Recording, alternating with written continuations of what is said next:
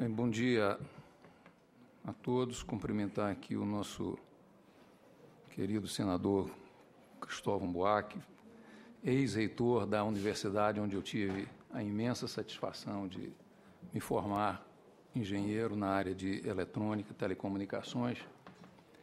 Cumprimentar também o senador José Medeiros, que nos prestigiam aqui nessa audiência.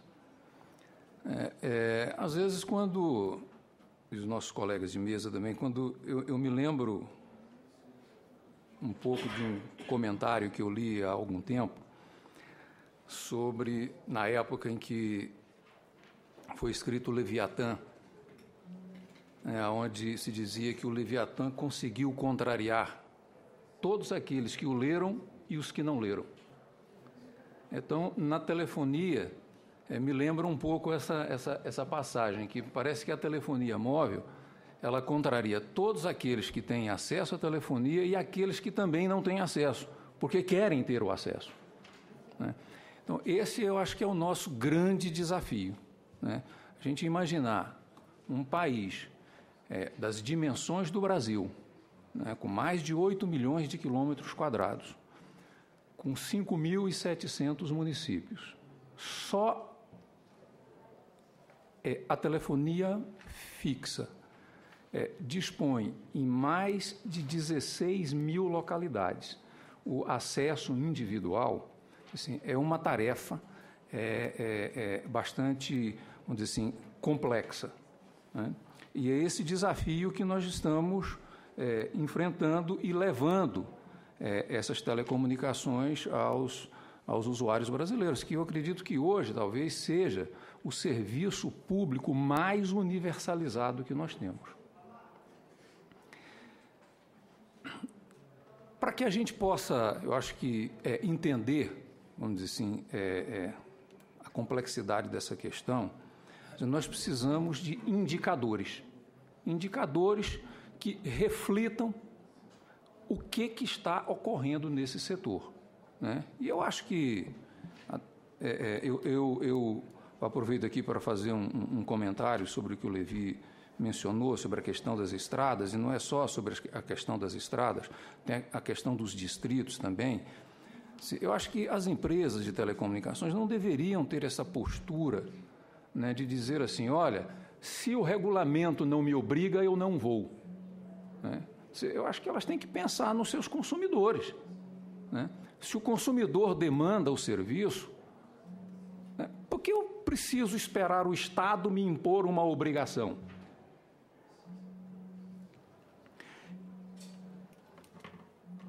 Então, eu tentei fazer para a gente procurar entender um pouco, vamos dizer assim, a complexidade dessa questão, dividir essa questão em dois grandes mundos, né? Assim, o mundo propriamente dito das telecomunicações, que eu digo, olha, isso aqui é um problema de engenharia, o engenheiro resolve essa questão aqui, que é o mundo das redes de telecomunicações. Assim, aonde eu tenho serviço, aonde não tenho serviço, aonde eu tenho serviço e o serviço funciona de uma forma precária ou não condizente com a regulamentação, né? Então, como exemplo, nós temos a velocidade, por exemplo, da banda larga não está condizente com o que determina a legislação. Nós temos queda nas conexões das ligações, interrupções na prestação do serviço. A pessoa tenta fazer o acesso à prestação do serviço, ele não consegue fazer a prestação do serviço. Então, eu digo, isso é um problema de rede. Nós temos uma outra questão, que é o que eu denomino de relacionamento das prestadoras com os seus consumidores, que não é um problema propriamente dito de telecomunicações. Qualquer empresa tem problemas de relacionamento com seus consumidores, né?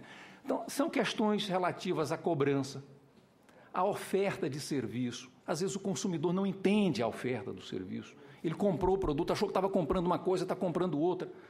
Isso não é telecomunicações, isso é um outro tipo de comunicação, né? Os contratos que não deixam claros, deixam dúvidas, né? É o usuário que tenta cancelar o serviço e não consegue, tem que pedir, pelo amor de Deus, para cancelar o serviço, né? Problemas na habilitação, a empresa marca, olha, eu vou na sua casa tal dia resolver, está lá agendado e não aparece. Né? Então, nós procuramos entender isso, né? E como dar o tratamento, porque se a gente não mapeia os indicadores de forma correta, nós daremos a solução equivocada para o problema. Então, como nós tratamos isso? Estes dois grandes mundos. Assim, basicamente, eles estão divididos em dois grandes regulamentos na Anatel, ou dois grandes conjuntos de regulamento. Um regulamento, né, razoavelmente recente, que trata especificamente do direito do consumidor. E um outro conjunto de regulamentos, né, que nós denominamos de regulamento da qualidade da prestação do serviço, que ele está muito próximo à rede do serviço de telecomunicações. Então, feito estas considerações iniciais, assim, para que a gente tenha uma ideia, isso aqui assim, é a distribuição do ano de 2014 do que nós denominamos de serviço móvel pessoal, é a telefonia móvel. Na Anatel, né, porque a Anatel tem um serviço ao consumidor, quando o consumidor não resolve, os filtros são assim, senador, quando o consumidor não resolve o problema na operadora, em geral ele recorre à Anatel. Se esse negócio continuou não resolvido, provavelmente ele vai procurar os PROCONs e assim sucessivamente. Então, primeiro, a empresa tem que resolver o problema do consumidor na empresa. Não faz sentido isso ir passando, porque você aumenta assim, até o custo assim, operacional da empresa e o custo do próprio governo de ficar cuidando dessas coisas. Então, nós temos, esta aí é a distribuição.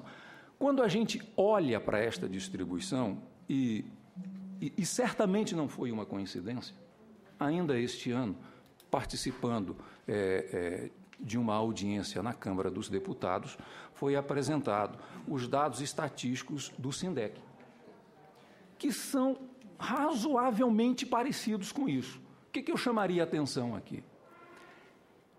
Pelos 15% das reclamações que chegam na Anatel, aliás, que chegaram no SINDEC, são relativas ao mau funcionamento da rede. 85% é de relacionamento com o consumidor. É uma conta que veio errada, é um serviço que o consumidor não pediu que veio na conta, mas a prestação do serviço está lá funcionando. E este número é muito próximo do número, assim, quando a gente contabiliza isto das reclamações na Anatel, porque na Anatel não, na Anatel nós recebemos 3 milhões de reclamações. No caso da telefonia móvel, né, eu não sei onde, no caso da telefonia móvel, são cerca de 1 milhão de reclamações por ano. Quando a gente pondera, e é o mais reclamado na agência. Agora, é de se esperar, tá certo, que a telefonia móvel, ou pelo menos não é de se assustar, que a telefonia móvel tenha um número de reclamações maior do que os outros serviços. Por quê? Porque ela é disparada. Olha só, ela tem 280 milhões de acessos. O outro tem 45, o outro tem 24, o outro tem 18.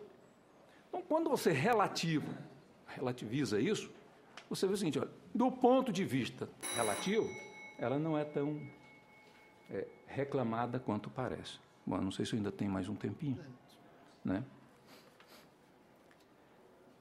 Então, esses aí são outros dados do SINDEC, né, que ele apresenta, e que eu acho também importante. Quer dizer, a telefonia fixa é a mais reclamada no SINDEC. Talvez isso aí seja um motivo de maior perturbação, porque ela tem 7 vezes menos usuários. Como alguém que tem 7 vezes menos usuário do que o outro tem mais reclamação do que o outro? Isso configura um problema. Não é? Mas nós temos ali a telefonia celular em segundo lugar, a questão dos bancos comerciais, né, a questão dos cartões de crédito e assim sucessivamente. Agora, quando a gente relativiza isso, 390 milhões de acessos ativos, conta corrente, cartão de crédito, 210 milhões de acessos. Eu dei uma olhada lá na Abex, olha, são cerca de 10 bilhões de transações de cartão de crédito por ano. Em telecomunicações, os números são abissais. Se nós olharmos só a telefonia móvel, e não estou falando aqui de conexões à internet, só de chamadas telefônicas, naquilo que se denomina de horários de maior movimento, são quase 140 bilhões de chamadas completadas. Então, nós estamos falando de números que têm uma grandeza relativa muito distinta. Então, não é que a gente não tenha aqui, então assim está bom, não está bom, não. Nós temos que melhorar. Mas nós não precisamos também tornar o problema pior do que ele é. Nós temos que olhar o problema na sua real dimensão, procurar entender. Assim, então, pelos dados lá da agência, por exemplo, hoje o Estado, do ponto de vista relativo, que mais reclama, não sei se é porque os consumidores, vamos dizer assim, tendem a reclamar mais, tá certo? Ou exatamente porque a rede é pior, é o Estado de Minas Gerais. Bom, como atacar esta questão? Dizer assim, identificado o problema, dizer assim, quais as ações para a gente tentar resolver esta questão? Dizer assim, uma dessas ações, né, e até para dar instrumento para o consumidor, né, porque o consumidor ele também não é um dependente. Ele tendo os instrumentos, ele vai procurar os seus direitos juntos aos órgãos, ou seja, a Anatel, ou ao próprio PROCON, ou à própria Justiça. É preciso que ele tenha essa facilidade.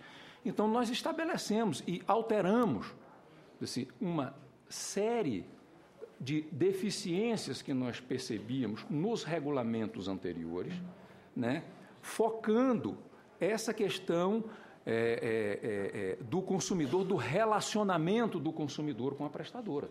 Então, por exemplo, uma das coisas que mais, de grande reclamação, não vou dizer que era mais reclamação, cancelamento. A pessoa não quer mais o serviço. Eu cheguei a receber ligações de pessoas, disse, Roberto, me ajuda a cancelar esse serviço. Disse, olha, tem alguma coisa pior do que você não querer o serviço e a empresa não cancelar o serviço? Você fica maluco, você fica louco. Disse, olha, como que a gente entra nisso? Diz, olha, é o seguinte, agora o cancelamento é automático. O consumidor chegou, isso tem que estar disponível lá no call center, tem que ter um número lá, tem que estar no primeiro nível de decisão. Olha, eu não quero falar com a operadora para cancelar, ele clica lá e está cancelado.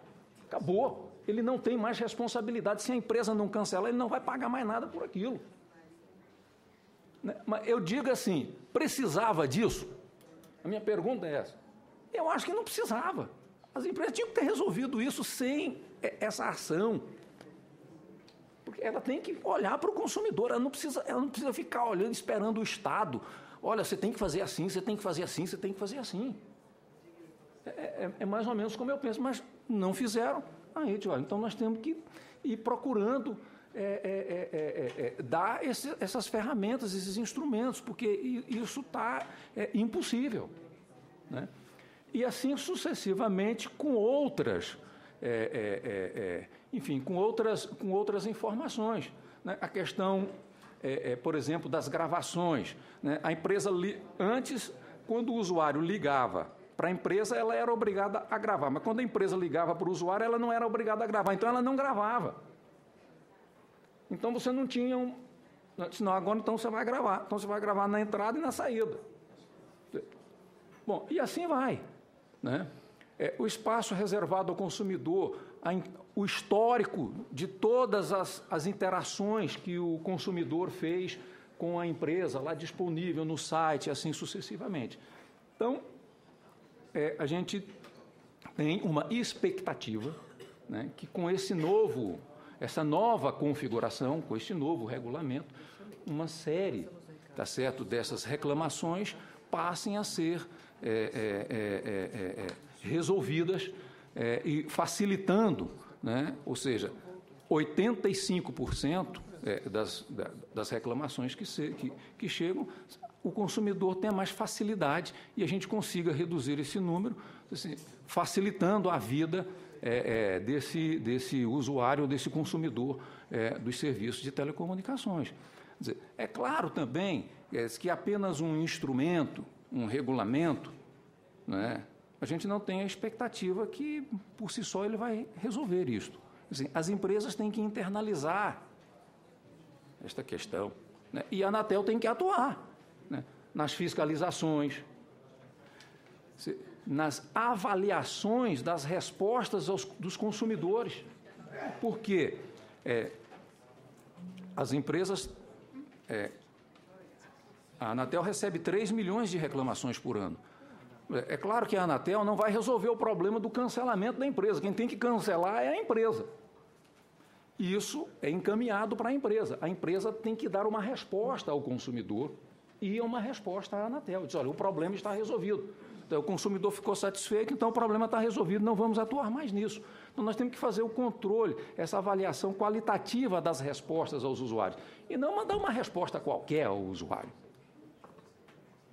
Né? Então, fiscalizações e processos de acompanhamento e controle, que, vamos dizer assim, é a essência da superintendência da qual nós estamos hoje. Né? Para facilitar, né, vamos dizer assim, para facilitar a vida do consumidor, para o consumidor ter um melhor entendimento do que está ocorrendo, né, a Anatel começou a entrar também, vamos dizer assim, no mundo das telecomunicações móveis, porque até há pouco tempo atrás, talvez um ano atrás, a Anatel só estava no mundo, assim, das telecomunicações fixas. Se você queria alguma informação da Anatel, ou você ligava para o call center da Anatel, ou você entrava no site da Anatel. Então, nós passamos a desenvolver, né? Existem hoje 3 aplicativos, né, disponíveis para o consumidor.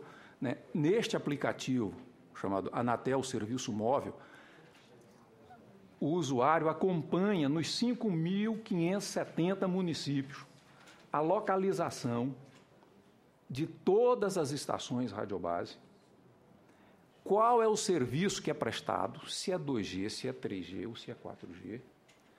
E também ele tem aí disponível 4 grandes indicadores. Né? Não tem todos os indicadores de qualidade, mas eu digo o seguinte, são 4 indicadores que eu acho que permanecerão pelo resto da vida, enquanto existir telecomunicações. Porque quem tenta usar um serviço de telecomunicações, são 2 coisas que necessariamente precisam acontecer. Uma, a conexão. Isso sempre vai ter que existir. Você conseguiu se conectar ou não conseguiu se conectar? E se você conseguiu se conectar, isso caiu no meio do caminho sem que você quisesse, isso só pode cair quando você desligar. Seja o telefone, ou seja o tablet, ou seja, quer dizer, um outro meio qualquer. Então, nós estamos disponibilizando também para estes 5.570 municípios, assim, esses 4 indicadores, para tecnologia para voz, para dados, tecnologia 2G, 3G e 4G.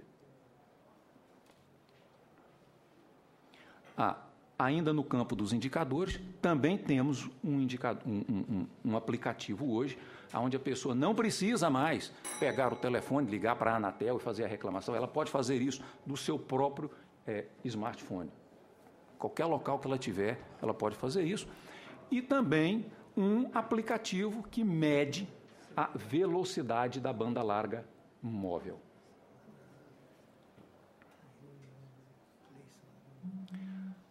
Bom, talvez até para a gente concluir, para que vocês tenham uma ideia, é o seguinte, dentro deste conjunto, isso aí foi uma consequência de que a doutora Maria Inês mencionou, de uma suspensão do serviço que a Anatel fez há algum tempo, em 2012. Né? Nós estamos acompanhando aquele conjunto de indicadores. Né? O que nós detectamos? Olha, porque agora nós acompanhamos município a município. Antes, a Anatel basicamente acompanhava pelo que se diz de código de numeração, pelo 61, pelo 92. Mas isso é um negócio muito grande. Então, a gente nós temos que ir reduzindo este acompanhamento. Então, nós estamos fazendo isso hoje por município. Né? Os dados por município. O que nós detectamos? Olha, tem uma porção de municípios que existe pelo menos uma operadora e existe pelo menos um indicador que está fora do nível, vamos dizer assim, desejável. Estabelecemos uma cautelar determinando que esse número fosse sendo reduzido. Nesse gráfico mostra um pouco isso. Mas em maio de 2015, ali está por trimestre, que nós determinamos a medição por trimestre, mas a gente recebe isso mensalmente, a gente começa a perceber que alguma ação está sendo feita. Né?